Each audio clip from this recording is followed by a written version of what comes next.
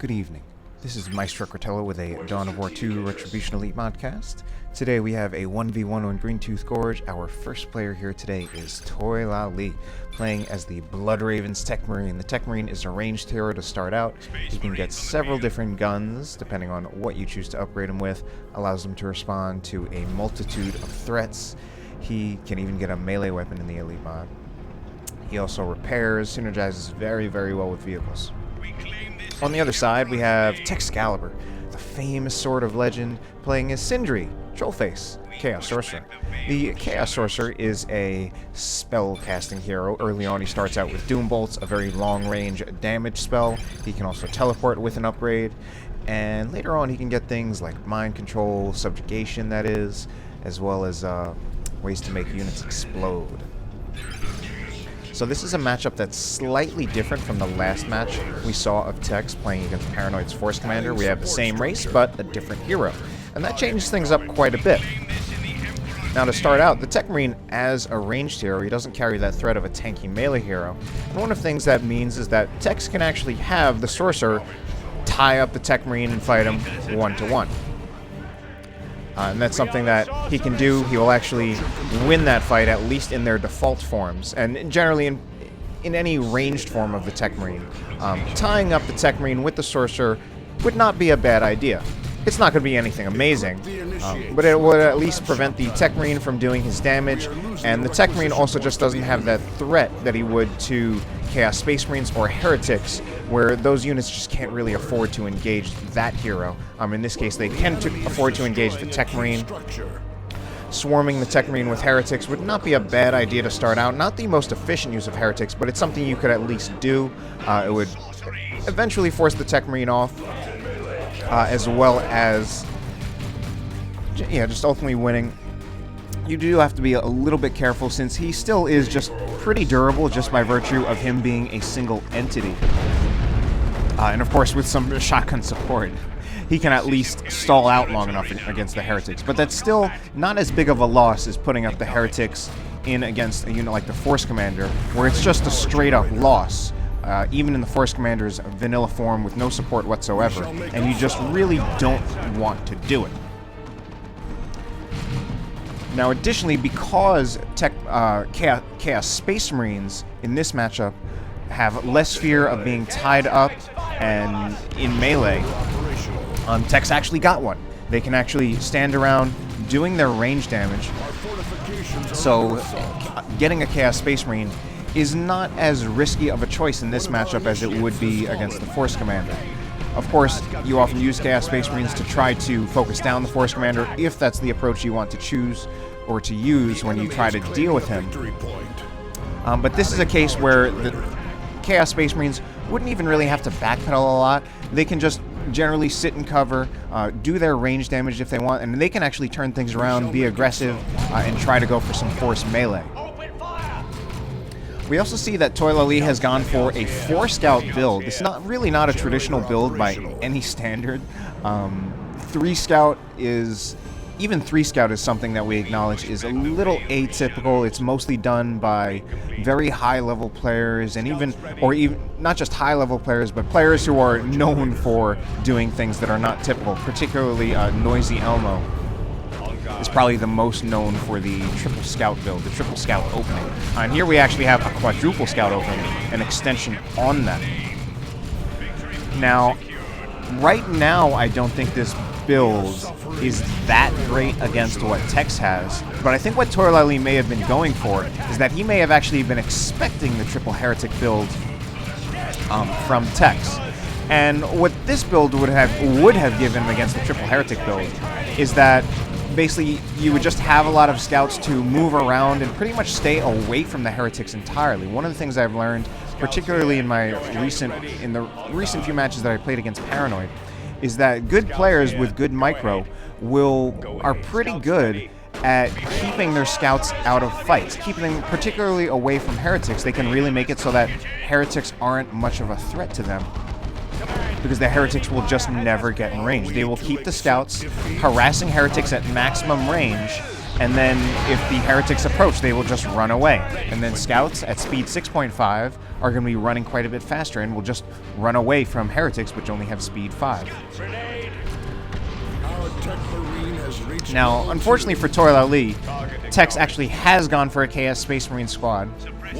And Chaos Space Marines in general, I find that they underperform a bit against Space Marines, in part because they, obviously, if you're playing against a hero like the Force Commander, you can expect them to just get tied up a lot, be the choice target for a unit like the Force Commander. But even against a unit like a hero like the Techmarine, you can generally expect... First of all, you can generally expect Chaos Space Marines to just straight up lose to Tax.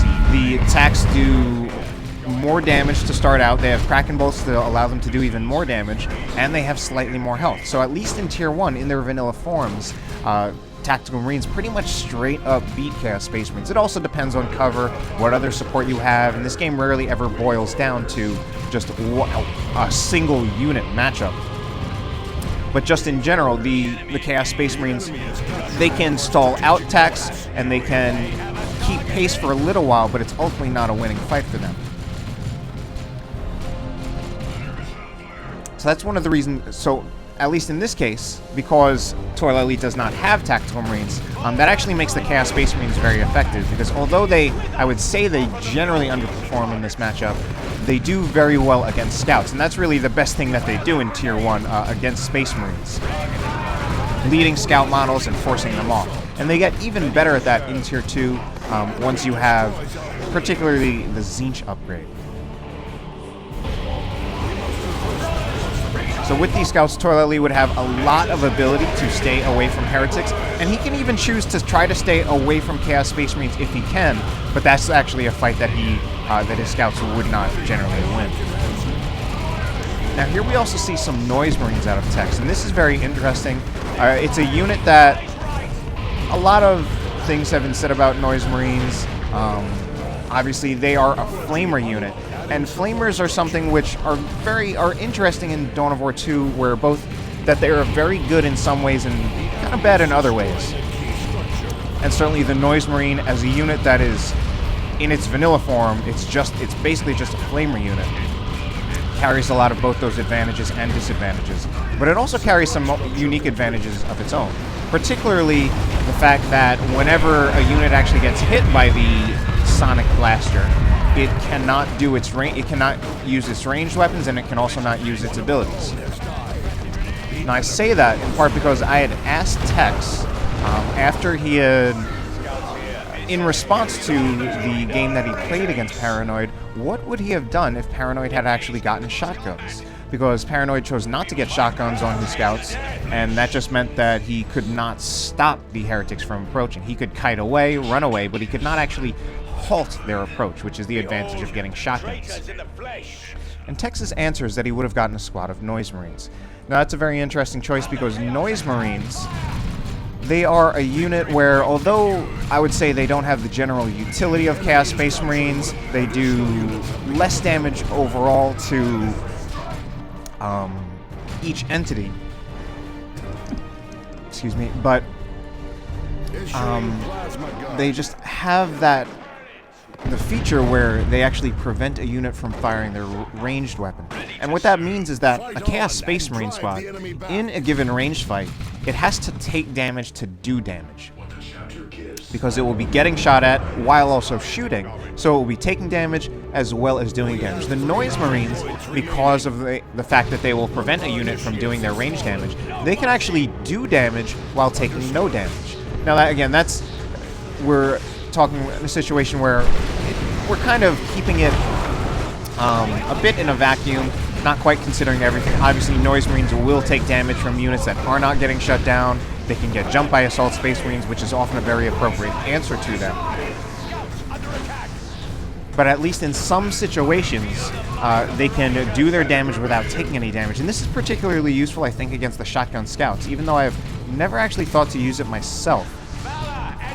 But if you think about it, Noise Marines, they have shorter range than most basic range squads. So they would have shorter range than bolter scouts. However, the shotguns actually reduce the range of the scouts, and the noise marines actually have longer range than shotgun scouts. So that means that the shotgun scouts should be getting shut down before they can even get in range of the noise marines. It also means that they won't be able to use their ability either. So we also have some war gear purchases from both players. One of the things I wanted to say about the Techmarine is that the Techmarine now has a melee weapon in the Elite mod, and this is something that I think actually potentially has the power to change this matchup, mostly making it increasing the favor of the Techmarine. Since the Sorcerer generally struggles a bit with tanky melee heroes, and you really need to be very tricky about how you deal with a tanky melee hero as the Sorcerer. And especially because the Techmarine's melee weapon also burns energy. So particularly, that means you really wouldn't be able to fight the Sorcerer, fight the Techmarine with the Sorcerer, since the Sorcerer would be losing energy. And the Sorcerer is, of course, a very, very energy-intensive hero.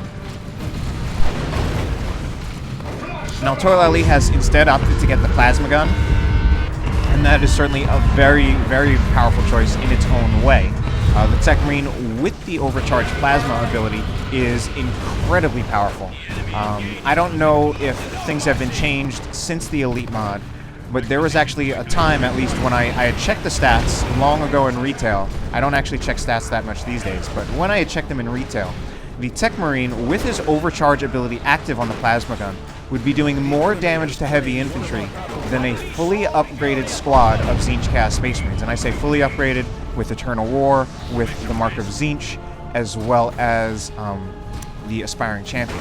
So this one entity with this one gun doing more damage than that whole squad. Now, and that's also given that this is a war gear upgrade, so it is inherently cheaper compared to a whole squad.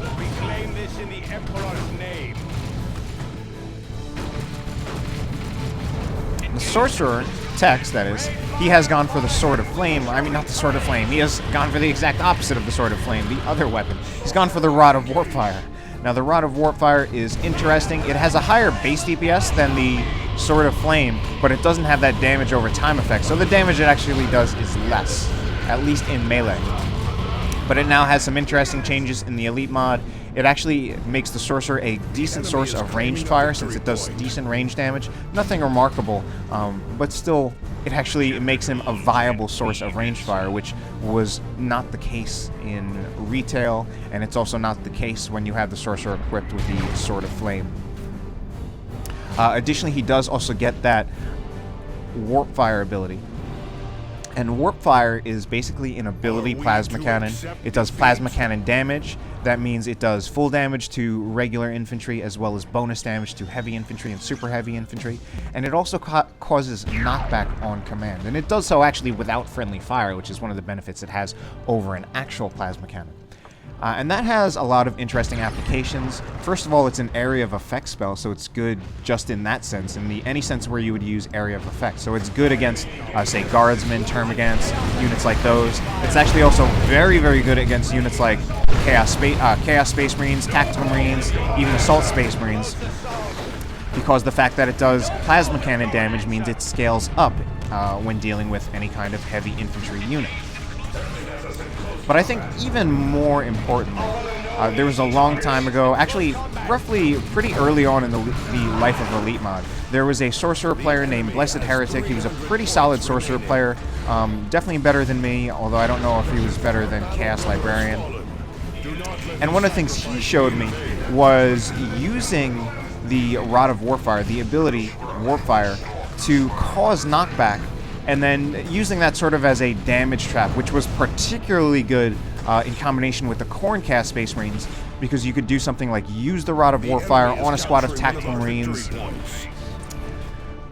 It would knock them over, the Khorne's Chaos Space Marines swarm in, and then Tactical Marines could even get wiped. So this is something where the combination of Warpfire as well as Khorne's Chaos Space Marines is actually a way of wiping squads entirely. And especially it's against these Space Marine squads which only have a few model.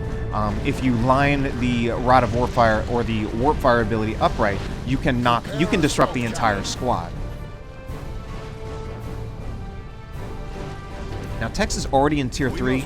He actually got nothing in Tier 2. Literally, actually, the only thing he got were Sorcerer Warriors. He did not get any Tier 3 unit, and he did, of course, also get the Khorne upgrade on his Chaos Space Marines, and he's now getting a Khorne upgrade on his Havocs. The Khorne upgrade on the Havocs it can potentially be very good. But I think in this case, against a vehicle like a Dreadnought, a Las Cannon might be a better choice. Now, the interesting thing is I think that the Autocannon Havoc actually does even more damage than the Las Cannon Havoc, which has itself been buffed in the Elite mod to do more damage than it did in retail. But the Autocannon Havoc, just as a weapon with no snare whatsoever, I think it's going to be much easier for the Dreadnought to get away from something like the Autocannon Havoc.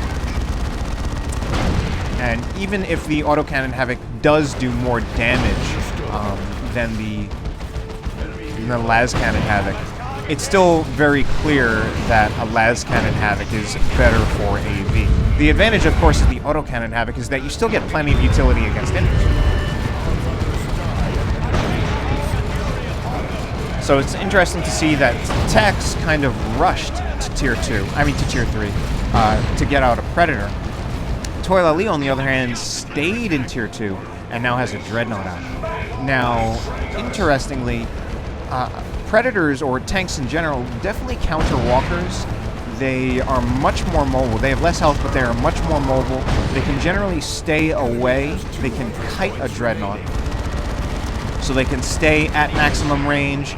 They can run away from a fight if it's not going in their direction, and they can pursue a Dreadnought if a Dreadnought is getting very close to dying and tries to escape as well.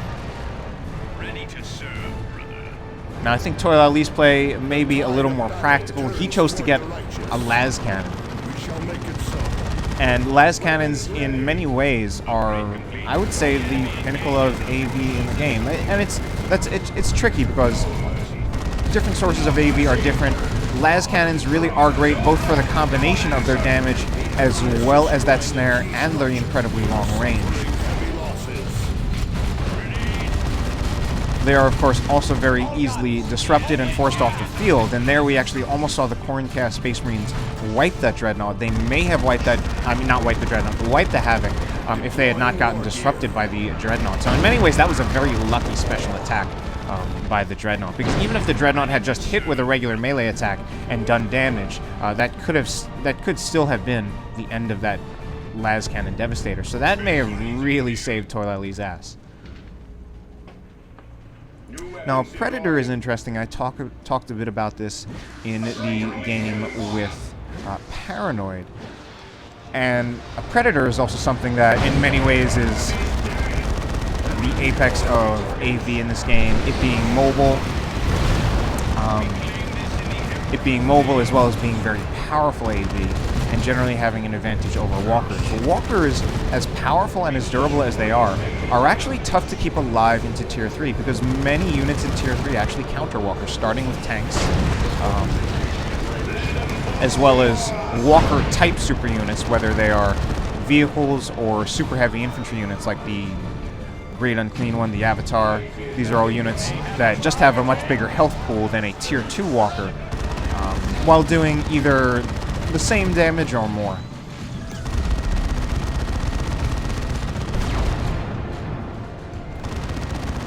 And the Las Cannon just has such a huge arc, and it's really denying that area.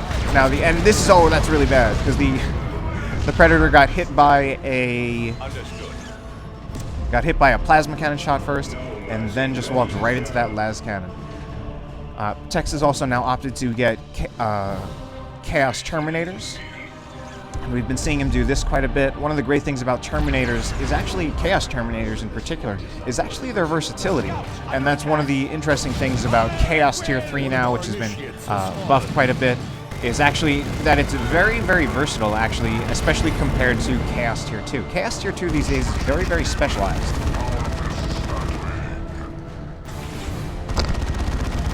So you actually get a lot of utility and versatility out of a lot of these tier 3 units. The Terminators with an autocannon upgrade are pretty much just good against everything. And they actually, with that, they actually have more versatility than pretty much any other Terminator type in the game.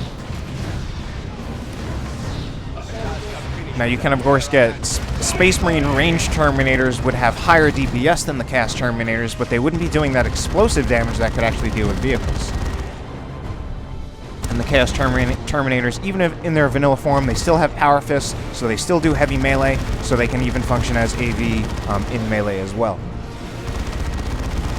Now, unfortunately, this is not looking very good for Texcalibur. Toilailee is doing very, very well with this Dreadnought, and one of the things we often see out of Toilailee, to the extent that you have been following his Techmarine play, is that you can pretty much always expect him to get a Dreadnought as the Techmarine, and you can also pretty much always expect him to get the Assault Cannon on his Dreadnought. And you can often even expect him to get a second Dreadnought with the Melta. But you can always expect this Assault Cannon Dreadnought. And this Assault Cannon Dreadnought is probably one of the best ways to make the Dreadnought scale. There are certainly ways in which a melee Dreadnought is very, very useful. But the Assault Cannon Dreadnought seems to really be the better choice in the long run. And I say in the long run because I don't want to say that the Assault Cannon Dreadnought is better, period. There are times when it comes out, a melee Dreadnought may just be exactly what you need, and an Assault Cannon Dreadnought is not. But usually, as the game progresses into Tier 3, the Assault Cannon Dreadnought overall becomes the better choice. Precisely because it can stay at range and stay very safe, whereas a melee Dreadnought is inherently very risky.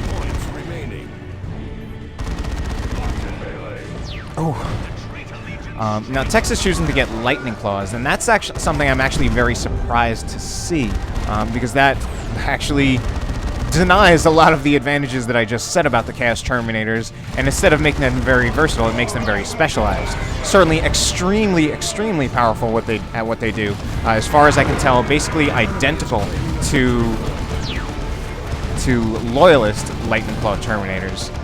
But right now, I feel that's not what Tex needs. He really needs something to take out the Dreadnought. I think an Autocannon Dreadnought combined with a Lascannon Havoc would have worked a little better.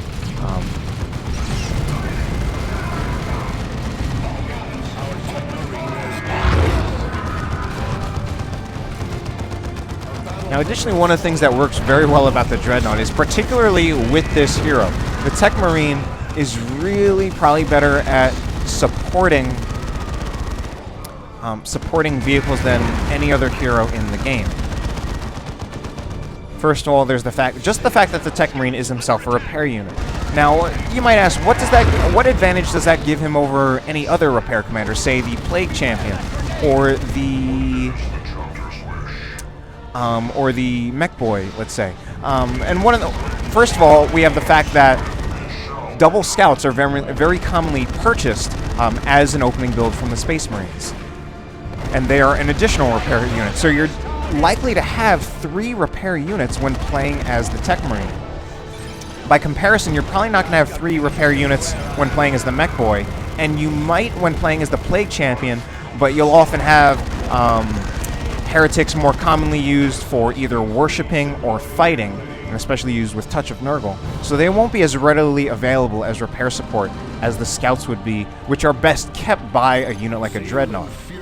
And then, of course, you do also have that Orbs of the Omnissiah Global, something that's especially a great choice to use when you elect to stay in Tier 2 as the Space Marines, and you can't use your red on either Terminators, a Venerable Dreadnought, or an Orbital Bombardment. So, that's the end of our game. Did not work out quite as well for Tex this time as it did against Paranoid. Toilailee, of course, very, very good player. These are the 2 titans of Dawn of War 2, really, and Toilailee seems to be really roughly the best player these days, although, of course, Holy Hammer is always lurking in the shadows at times. Maybe not always, but occasionally. Hope you enjoyed the cast. Have a good night.